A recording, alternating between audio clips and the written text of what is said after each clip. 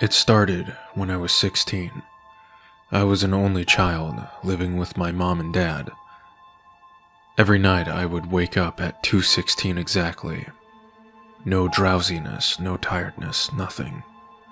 I would sit bolt upright, for a reason I didn't know. And I would listen. I would see nothing in the pitch black of my room. I would hear nothing in my silent house. For 5 minutes of being totally alert, totally unable to switch off. Hearing not a single sound. Then, as quickly as the alertness came, it faded, and I'd fall fast asleep. This went on for weeks, every night the same. I didn't think much of it. I wasn't scared very easily. This was more puzzling than anything else. Around a month or so into the awakenings, I heard the first sound. It was so close to being inaudible, I almost thought I imagined it.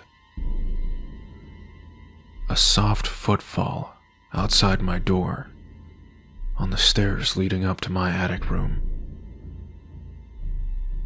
The next night, another step taken, yet still incredibly quiet, as if on tiptoes.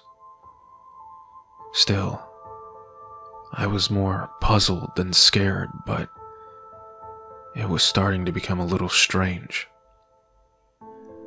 This progressed night after night, the footsteps growing louder and closer up the 12 stairs to my room. On the 5th night, I tried to get out of my bed to investigate during the awakening, but I couldn't move. It didn't feel like paralysis. It felt like my body wasn't my own, as if I had no control, as if all I had was consciousness and no physical input. I started to become scared. The next day I stayed off school, sick. I was beside myself with fear for that night. I finally fell asleep at around 2 a.m. and I woke up the next day like nothing ever happened. I had not awakened during my sleep. I felt more refreshed than I had been in weeks. I was beside myself with relief and had a great day. The next night again, I slept like a log.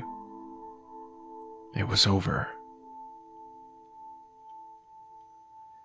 The next month was probably the best of my life. I did well in all my classes. I even got a girlfriend. I had good luck and generally just had a good time. It was after a particularly good Saturday spent with my girlfriend that I had went to bed, the happiest guy alive. I couldn't wait for the next day.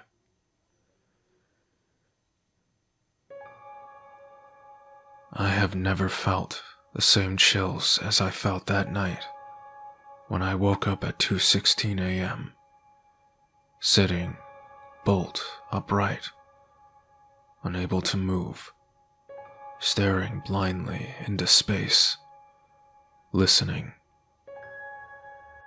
4 minutes of complete silence passed. With every second, a longer chill surged down my spine. With every second, another bead of cold sweat dripping down my neck. At 2:20, with a loud crash, I heard my door being ripped from its hinges and smashed against the far wall. Footsteps thudding towards me with unstoppable intent, with deafening sound. Closer and closer until they stopped dead. A cold rush of air washed over me, chilling me to the bone. My eyes wide with terror, searching for anything to focus on. For a few seconds, nothing happened. Then, emblazoned in my vision in white, etched the words, "I have arrived."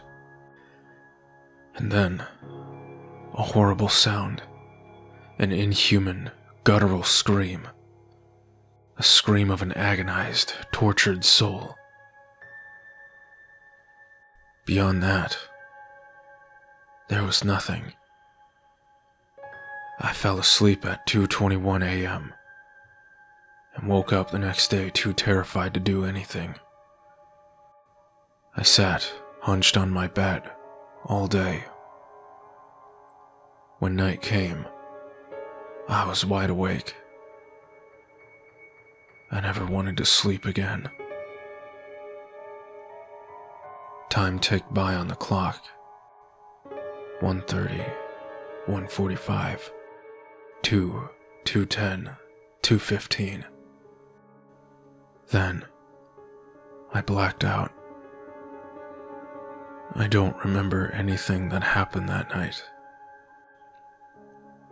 I awoke to find myself standing in my parents' room.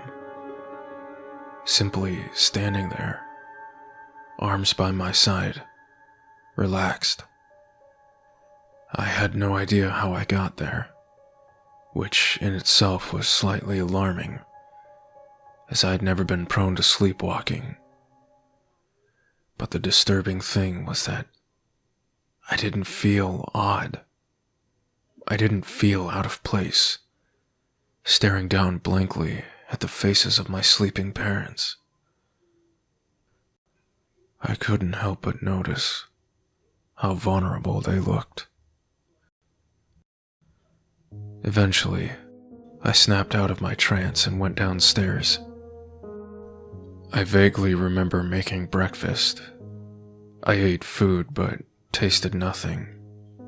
My senses seemed to be dulled, my head hazy.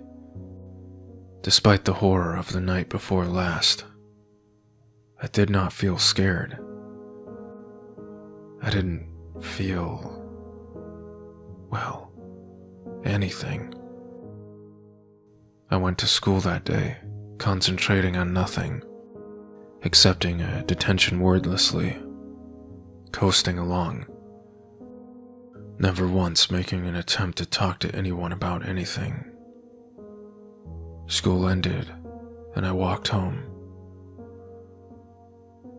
That night, my phone rang. I watched it. I remember just watching it ring out, no desire to answer, no desire to even check who it was. Presumably, it was my girlfriend, as she came around later that night. I was upstairs, just sitting on my bed, staring at the wall. She tried to talk to me. I didn't answer. She lay down and pulled me down with her. She hugged me, trying to coerce me to respond. But one thing really annoyed me, and I don't know why. She kept telling me I was really cold. Really, really cold. Eventually, I turned over to look at her. At first, she smiled as my eyes met hers. Finally, a response. The smile quickly faded.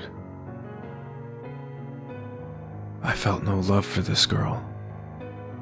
I felt like I did not know her, and this must have been reflected in my eyes.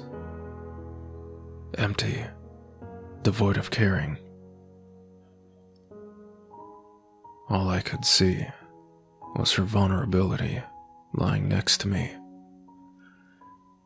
She fell asleep at around 1 a.m. I just watched her like that for a full hour.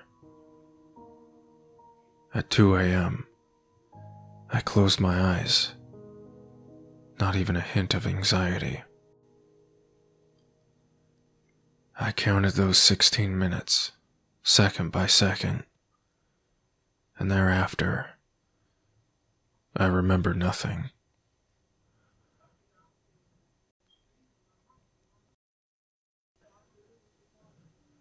I woke up in a pool of blood as dawn broke. I looked to my right to see my girlfriend. Her chest had been ripped apart, her ribs hanging loose at either side, unidentifiable organs spilling out. I felt nothing. I rose from my bed, covered in blood. I followed a trail of red, arterial blood out of my room, down my stairs, into my parents' room. My father's head lay bloodied and caved in beside his oozing neck. A giant gash split his back in two. His right leg rammed down my mother's throat. Her jaw unhinged and her legs and arms crumpled at impossible angles. I felt nothing. I turned around and walked downstairs. I noticed a trail of blood left in my wake. You could smell it. Smell it seeping into the carpet. The cloying smell of iron pervading the house. Even through my numbed senses, I went and made myself breakfast. Another tasteless meal. In fact, it was getting worse. I could taste less than the day before. I went back upstairs and stared at the wall for hours, I think. By now, I kept forgetting what happened. My mind just became cloudy and unaware of what was happening. Eventually, I just laid back down in the pool of blood, next to my eviscerated girlfriend. I remember reading 2:16 on the alarm before I went to sleep that night. I remember waking up, standing in front of the wall next to my parents' room. From the doorframe to where I was standing at the wall, neat rows of blood-colored handprints. I couldn't see much, but looking down, I saw my hands smeared in red. My hearing was almost gone. My touch was so dull that I felt completely separated from the rest of the world. Trudging over to my parents' room, I should have been horrified.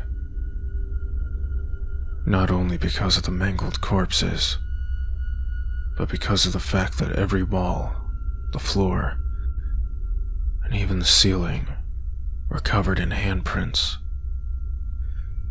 My handprints. Last thing I remember doing was going downstairs and clumsily searching through my drawers, finally finding a rusty old knife that had dropped behind the back of one drawer, making my slow way upstairs. Then, nothing. A neighbor eventually complained about the smell coming from our house. The police arrived shortly after. I pity anyone who had to step into that house. Nearly a week's decay would have made the smell utterly overwhelming. They thought we were all dead at first, but when I had been transported outside, upon closer inspection, I was still alive. Somehow, they had found me on the stairs with both legs and my left arm lying beside me, detached. There were no clean cuts, nothing surgical about the procedure. They could not explain how I had not died of shock or blood loss, but as they discovered my only remaining limb grasping that blunt, rusty table knife, they knew what had done it.